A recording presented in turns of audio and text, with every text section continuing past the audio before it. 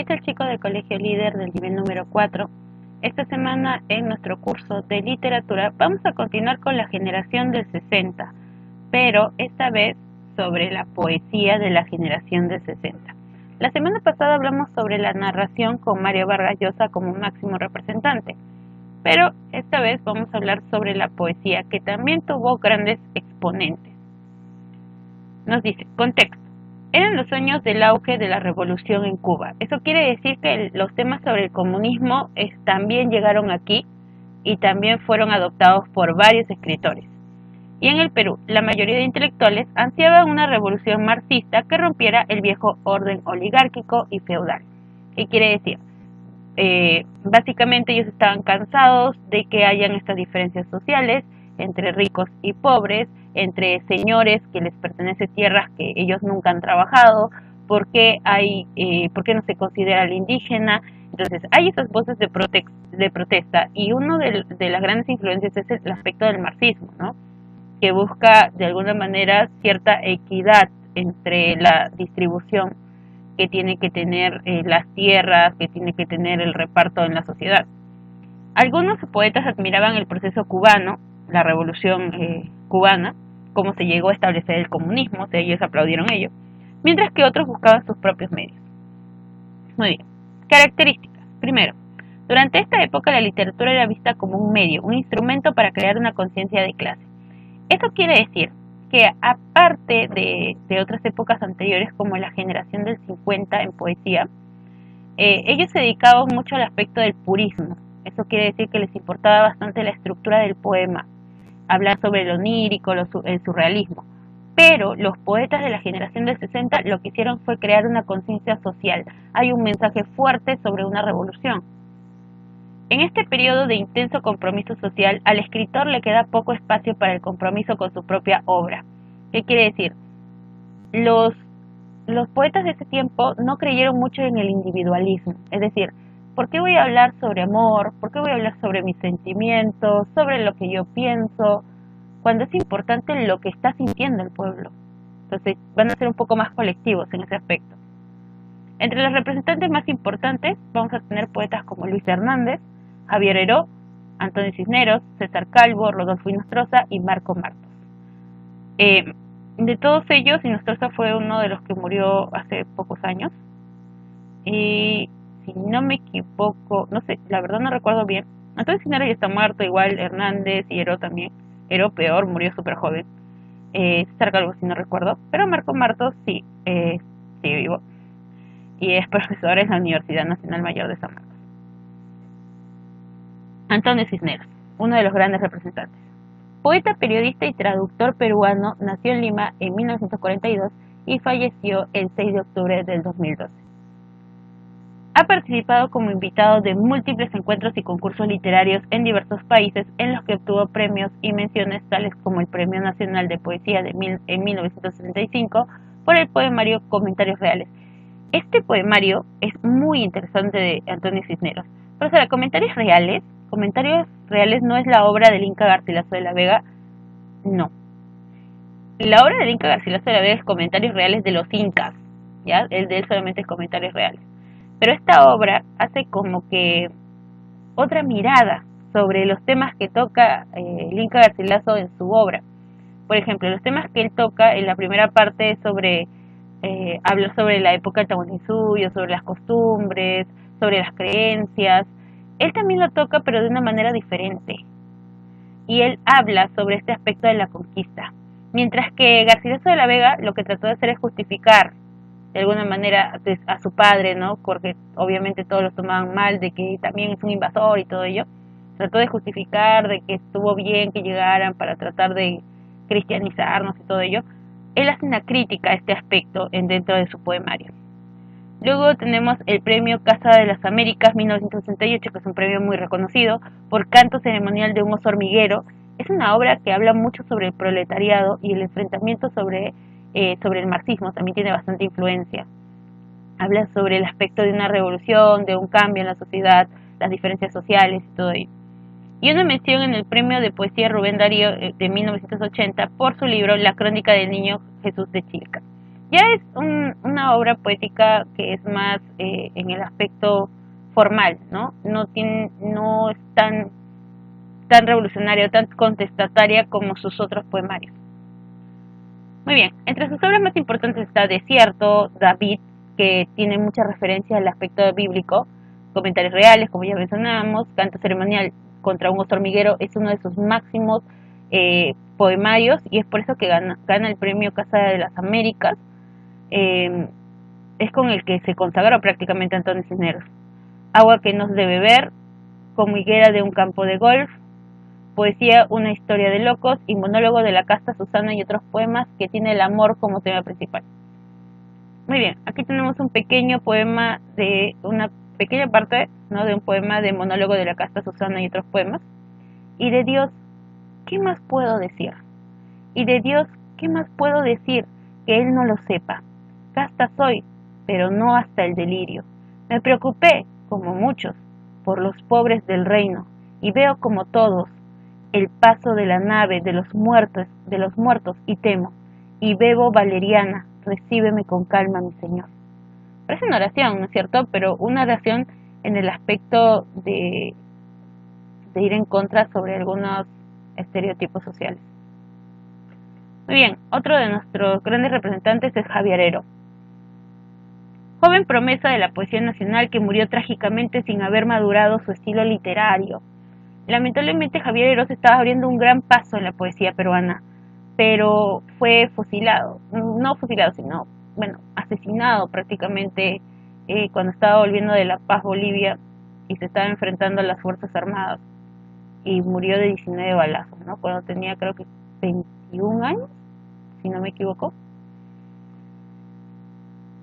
El estilo de Heró era sencillo y directo, sin adornos, un lenguaje de la vida cotidiana. Fue una poesía comprometida, había mucho de su historia, sus tierras y la gente. Lo que hace Heró es influenciarse muchísimo sobre el marxismo y muchísimo sobre el comunismo de Cuba, principalmente. Sigue mucho la ideología de Fidel Castro y del Che Guevara.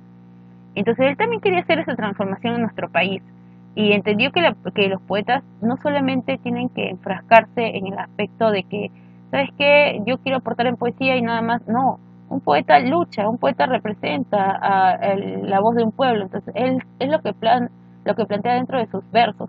Y sus versos no son difíciles, por eso dice que es bastante sencillo y directo sobre lo que él quiere, lo que quiere dar a entender.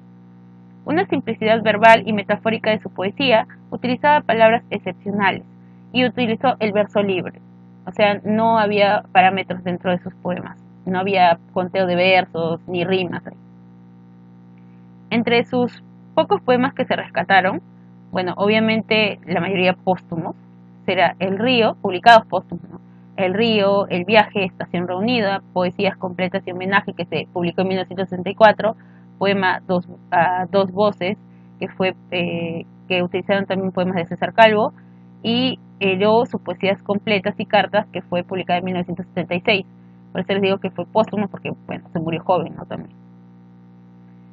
Aquí tenemos un pequeño fragmento que dice: llegará la hora en que tendré que desembocar en los océanos, que mezclar mis aguas limpias con sus aguas turbias.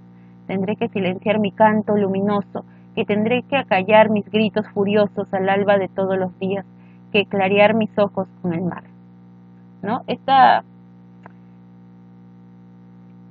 El poema básicamente nos habla sobre las creencias que son del aspecto de él, ¿no? Que es esto del cambio, pero que lamentablemente tienen que fusionarse, tienen que estar dentro de lo retrógrado, ¿no? Lo de siempre, donde siempre gana el rico, donde todo el mundo se olvida del necesitado. Muy bien, otro gran exponente es Rodolfo Inostroza. Inostroza no solo es uno de los mejores poetas hispanoamericanos de la década del 60, sino uno de los mayores artífices del verso en el Perú contemporáneo. Las emociones es uno de los temas más importantes que encontramos dentro de sus poemas, bastante subjetivismo, ¿no? Las acciones, su poesía es como que plástica. ¿Qué significa eso? Tú puedes percibir movimiento dentro de la poesía. Exaltación y comparación con la naturaleza. La naturaleza lleva al estado espiritual, que pueden llegar sus poemas. Jamás basó su trabajo en otros autores. Tiene influencia, dice, influenciado por la crisis de los cohetes en octubre de 1962, que por poco desemboca en guerra atómica, bueno, de los misiles, ¿no? Adicionalmente, la indignación que tenía frente al régimen castrista, el cual usaba a los becados como guerrilleros para provocar múltiples revoluciones, lo motivó para escribir sus obras. Él, al contrario de los otros escritores que alabaron lo de la Revolución Francesa, perdón, la Revolución Cubana, lo que él hizo dentro de sus obras era criticar este aspecto de que se utilizó como si fueran chivos expiatorios a otras personas, a personas inocentes. Entonces él critica que no se esté velando también por el pueblo, y en esto va a inspirar principalmente sus obras, en ir en contra del de arriba, prácticamente, ¿no? O sea, ¿qué tanto comunismo? El comunismo supuestamente busca la igualdad entre todos, y al final la persona que logra ganar se queda con el mayor poder, y eso es lo que critica dentro de sus poemas. Entre sus obras más famosas tenemos Consejero del Lobo, Contra Natura, que es una de las más conocidas, Poemas Reunidos, y Memorial de Casa Grande. Para una visión, dice, ¿no? En azul, oh tua blándula blanda blandíncula, oh tua mamulae mamae moliculae, cabe temeam viperam nicite mordem, mórdeme, váciame, yo no tengo un cuerpo, yo soy un cuerpo. Como vemos, utiliza mucho los extranjerismos dentro de sus poemas. Y luego tenemos a Luis Hernández. Es considerado uno de los más conspicuos representantes de la denominada generación del 60, siendo pionero en incorporar el humor, la astronomía, que era uno de los temas que le interesaban muchísimo, las ciencias, las citas metatextuales en la poesía peruana. Es que Luis Hernández no era cualquiera. Luis Hernández era un médico cirujano, pero que decidió dedicarse a la poesía. Por eso los temas científicos le interesaban, y también los coloca como temas dentro de sus poemas. Realizó dentro de su producción poética 4 obras: Orilla, 1961, Charlie Melnick, 1962, Las Constelaciones, 1965. Estas 3 las publicó en vida, y su obra más conocida e importante, Vox Horrísima, 1970, en la cual toca los infinitos registros del alma humana, convocando el universo entero a su solo canto, donde fue ampliando el espacio indispensable para su utopía, es decir, para el mundo ideal que él creaba, ¿no? La topografía exacta de su sueño, un reino interior solitario y a la vez sin límites. Vox Horrísima, Horrísona, es básicamente como es un cuaderno, ¿ya? Es un cuaderno. Lo que pasa es que la crítica no recibió bien los poemas de Luis Hernández. Entonces, las editoriales no querían publicarlo. Cansado pues de todo esto, decidió él mismo entregar sus publicaciones a sus compañeros escrito a mano. Escribía sus poemas en cuadernos y los llenaba de dibujos también y los regalaba ahí. Vox Horrísona es la reunión de sus cuadernos. Uno de sus amigos más cercanos se encargó de poder recolectar nuevamente esos cuadernos que él había repartido, y donde muestra un alma bastante difícil de comprender, también por el aspecto de que lamentablemente Luis Hernández sufre de una enfermedad mental que lo lleva al suicidio. Él muere en Buenos Aires, se suicida ahí, lanzándose a las vías del tren. Entonces vemos la complejidad de un creador que está agobiado por sus propios demonios y que logra plasmarlo dentro de los poemas. A todos los que alguna vez me abandonaron, Dios los ilumine con la luz que cubre lo perdido. Nunca he sido feliz, pero al menos he perdido varias veces la felicidad. Muy bien, chicos, entonces esos son los grandes representantes de la generación del 60. Como han visto, cada uno tiene una visión diferente sobre el contexto. Siempre el contexto es muy importante dentro de las corrientes literarias, y obviamente esta influencia dentro de los escritores que pueden estar a favor o en contra de los hechos que estaban sucediendo. Muy bien, vamos con nuestras preguntas de rumbo a la universidad. Yo resuelvo números pares y ustedes los números impares. No es un hecho histórico que sucedió en la década del 60. Bueno, no sucedió el gobierno de Augusto B. Leguía, porque eso se va a dar durante el modernismo en nuestro país, o sea, con José Santos Chocán.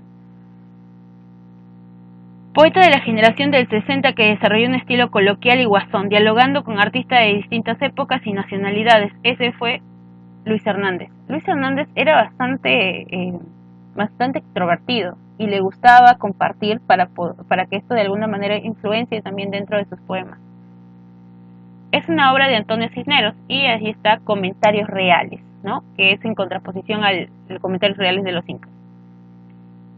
Es una característica de la poesía de la generación del 60 y bueno, esta adaptación de un tono conversacional, o sea, no hay límites dentro de sus poemas, sino que encontramos un estilo coloquial, así como lo dice, así como si tú estuvieras conversando con tus compañeros, igual esos poemas te hablan de esa manera, intencionalmente prosaico en algunos casos, o sea, también hay que tener mucho cuidado porque se puede pasar a la prosa, y recordemos que los poemas de alguna manera pueden ser una prosa poética, pero no una prosa como una novela.